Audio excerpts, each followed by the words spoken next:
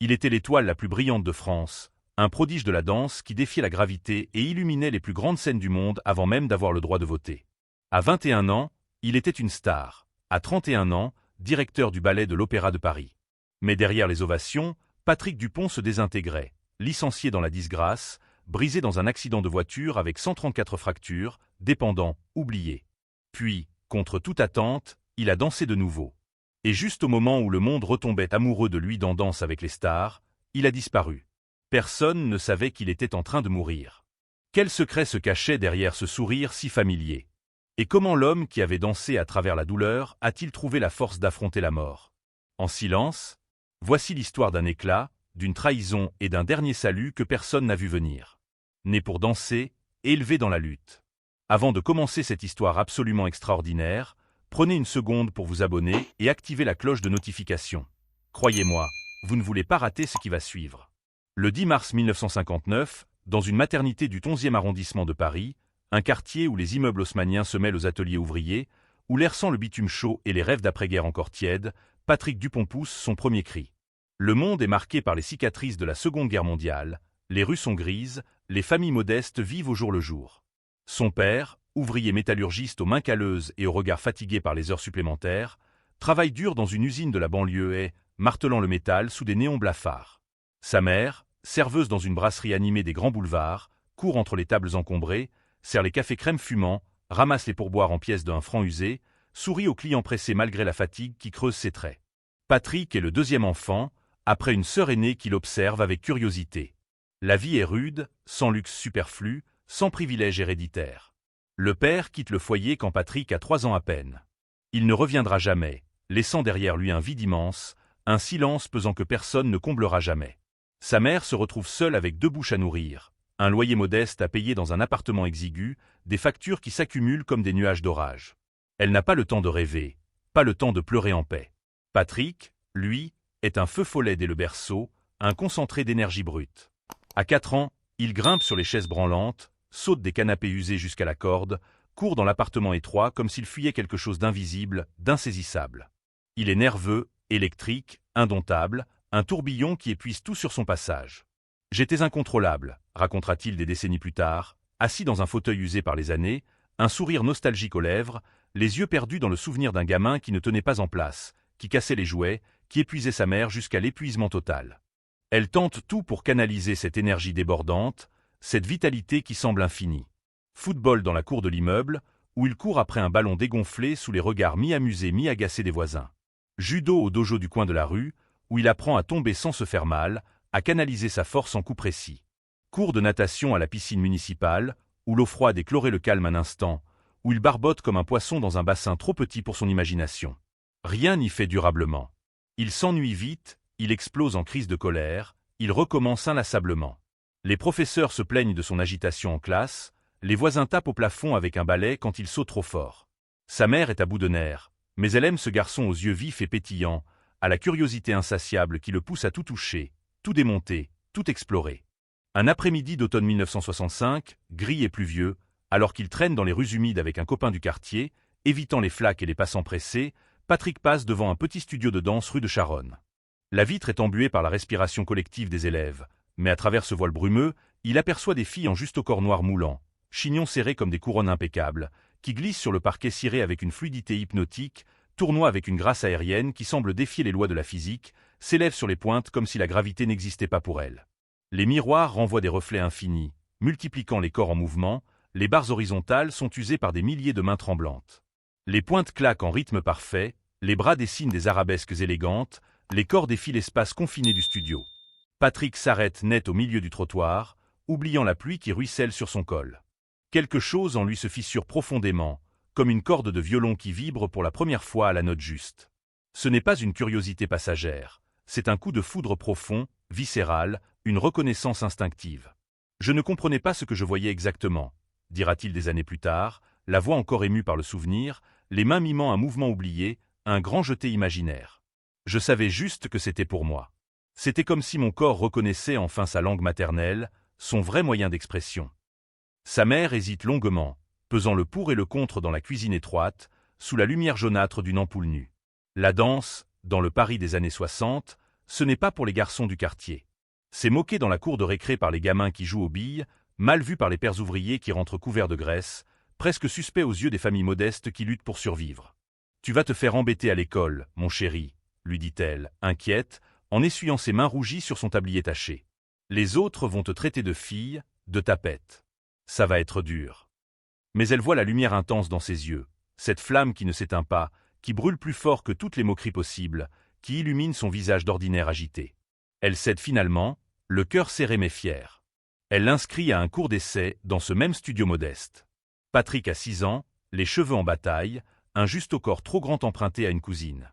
Dès la première leçon, l'instructrice, une femme d'une quarantaine d'années aux cheveux grisonnants tirés en arrière et au regard perçant comme une lame, comprend qu'elle n'a pas affaire à un enfant ordinaire, à un caprice passager. Patrick apprend en un clin d'œil, absorbe les positions comme une éponge, dépasse les autres élèves plus âgés, invente des variations personnelles sur les exercices de base. Ses jambes sont déjà longues pour son âge, son dos souple comme un arc bandé, ses pieds arqués naturellement comme s'ils avaient été sculptés pour les pointes roses. Il ne marche pas simplement, il glisse avec une fluidité innée. Il ne saute pas maladroitement, il vole déjà, effleurant le sol. Moins d'1 an plus tard, par un enchaînement de hasards heureux, de recommandations chaleureuses et de rencontres providentielles dans les couloirs de l'opéra, sa mère est mise en contact avec Max Bosoni, ancien premier danseur de l'Opéra de Paris, un homme austère aux yeux perçants qui perce l'âme, à la silhouette élancée malgré les années, réputé pour son exigence presque mystique et son flair infaillible pour le talent brut, pur, non poli. Bosoni observe Patrick une seule fois, lors d'une démonstration improvisée dans un gymnase municipal aux odeurs de sueur et de caoutchouc. Il n'a pas besoin de plus pour décider. Il a le feu sacré, la vitesse fulgurante, la présence magnétique, déclare-t-il à la mère, la voix grave, presque solennelle, comme s'il annonçait une prophétie. Mais surtout, il a la faim. Cette faim qui dévore tout sur son passage, qui transforme la douleur en article. Bosoni, en tandem étroit avec Claude Bessy, la directrice légendaire de l'école de danse de l'opéra, une femme élégante aux lunettes cerclées et aux chignons impeccables, devient le tuteur absolu de la métamorphose complète de Patrick.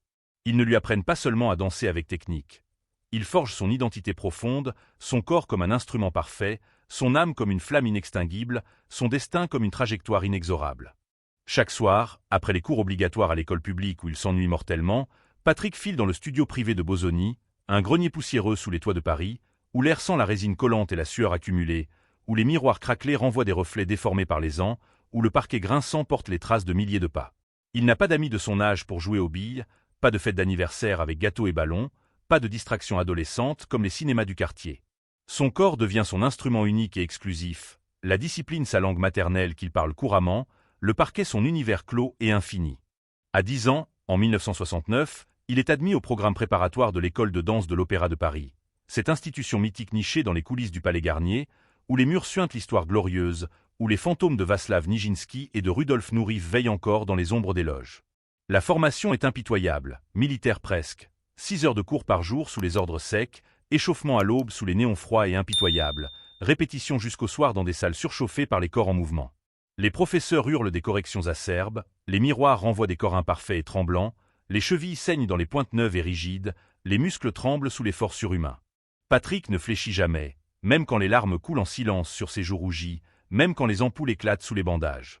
Rien ne pouvait se mettre entre la danse et moi, confiera-t-il plus tard, la voix ferme et résolue, les poings serrés comme s'il revivait chaque plié douloureux, chaque grand jeté épuisant.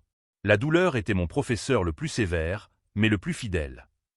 Mais le don exceptionnel a un prix lourd, invisible aux yeux du monde extérieur qui applaudit. À l'école, il est moqué sans relâche par les autres élèves, ostracisé pour être un garçon danseur, une étiquette qui, même à Paris, la capitale mondiale de l'art et de la culture, lui colle à la peau comme une seconde ombre tenace. On me crachait dessus dans les couloirs sombres, on m'insultait dans la cour de récré sous le soleil implacable, dira-t-il, les yeux baissés vers le sol, la voix rauque d'un souvenir encore vif. J'étais seul, toujours seul au milieu de la foule. Mais quand je dansais, je n'avais plus peur du tout. La scène effaçait tout, les moqueries, la solitude, le vide laissé par mon père. Les nuits, il rentre chez lui les pieds en sang enveloppés dans des chaussettes humides, le corps courbaturé comme après une bataille, mais l'esprit en feu, consumé par la passion. Sa mère le soigne avec des compresses froides appliquées avec tendresse, lui prépare des soupes chaudes et réconfortantes dans la cuisine exiguë, l'encourage d'un regard fatigué mais fier, illuminé par l'espoir. Elle sacrifie tout pour lui, ses soirées de repos, ses économies durement gagnées, ses rêves personnels qu'elle met en veilleuse. Patrick, lui, sacrifie son enfance entière, ses jeux innocents, ses amis potentiels. À 16 ans, en 1975, Patrick entre officiellement dans le corps de ballet de l'Opéra national de Paris, cette machine prestigieuse où des centaines de danseurs se fondent en un ensemble parfait. La plupart des jeunes danseurs à cet âge se fondent dans la masse anonyme, tête basse pour ne pas attirer l'attention, pieds précis et synchronisés, invisibles jusqu'à ce qu'on les remarque au fil des années de loyauté. Pas Patrick. Il attire le regard dès le premier pas sur scène, comme un aimant irrésistible. Dans le corps de ballet, je ne plaçais jamais ma tête exactement comme les autres, racontera-t-il avec une malice espiègle dans la voix, mimant le mouvement rebelle avec ses mains. S'ils tournaient collectivement à gauche, moi j'inclinais subtilement à droite. Il fallait qu'on me voie, qu'on me remarque parmi la foule, qu'on se souvienne de mon visage. Ce n'est pas de l'ego pur et arrogant. C'est une question de survie profonde, ancrée dans l'enfance marquée par l'absence et la lutte. Pour lui, l'invisibilité, c'est la mort lente et anonyme, l'effacement total dans l'ombre. La scène est le seul endroit où il existe vraiment, où il respire librement, où il est vivant et vibrant. La célébrité frappe comme un éclair aveuglant à 21 ans. En 1976, il remporte la médaille d'or au prestigieux concours international de ballet de Varna, en Bulgarie, sous les yeux d'un jury composé des plus grands noms du ballet mondial, des légendes vivantes venues de Leningrad, de Londres, de New York. Sa variation libre, une série de pirouettes à 10 tours consécutifs sans faute, un exploit presque mythique qui défie les lois de la physique et de l'équilibre, soulève la salle entière en un tonnerre d'applaudissements. Les jurés, pourtant blasés par des décennies de concours internationaux, restent bouche bée, les applaudissements fusent comme une ovation standing interminable. Patrick ne gagne pas simplement la médaille. Il explose sur la scène internationale. Son nom circule dans les couloirs du Bolchoï à Moscou, du Royal Ballet à Londres, du New York City Ballet. 4 ans plus tard, à 21 ans seulement, il est nommé danseur étoile à l'issue d'une représentation mémorable et enflammée de Václav de John Nemeyer au Palais Garnier, sous les lustres cristallins et les dorures. La salle est comble jusqu'au balcon, les lumières blanches aveuglantes, l'orchestre en feu sous la baguette. Il danse aux côtés de Sylvie Guillem la prodige, Monique Loudière l'élégante, Marie-Claude Pietragala la passionnée, Noëlla Pontois la classique. Il collabore avec les plus grands chorégraphes de l'époque, Maurice Béjart qui le fait voler dans le sacre du printemps comme un oiseau sauvage, Alvin Ailey qui l'invite à New York pour des créations fusion, Yuri Grigorovitch qui le dirige à Moscou avec une rigueur soviétique, Roland Petit qui crée pour lui des rôles sur mesure taillés dans le feu. Quand il entrait en scène, on oubliait tous les autres danseurs, dira Roland Petit, les yeux brillants de souvenirs. Patrick avait quelque chose qu'on n'enseigne pas dans aucune école. Une présence magnétique absolue, un feu intérieur qui brûle tout sur son passage, qui illumine la salle entière jusqu'au dernier rang. En 1988, à 29 ans, il est nommé directeur artistique du Ballet français de Nancy, une institution provinciale qu'il transforme en laboratoire d'innovation audacieuse, en espace de création libre. 2 ans plus tard, à 31 ans seulement, Pierre Berger, le puissant président de l'Opéra de Paris, homme d'affaires et mécène influ, le désigne directeur de la danse de la maison mère, le sommet absolu. Cela aurait dû être l'apogée absolue, le couronnement d'une carrière fulgurante commencée dans un studio de quartier. En réalité, c'est le début d'une chute vertigineuse, lente et douloureuse, un descente aux enfers masqué par les projecteurs. Qu'en pensez-vous? Ces pirouettes défiant la gravité, son franc-parler sans filtre, ou cette force incroyable de toujours revenir, peu importe à quel point il était tombé? Dites-le en commentaire, likez cette vidéo, abonnez-vous et activez la cloche pour ne rien rater des prochaines histoires vraies qui secouent le monde de la danse et au-delà.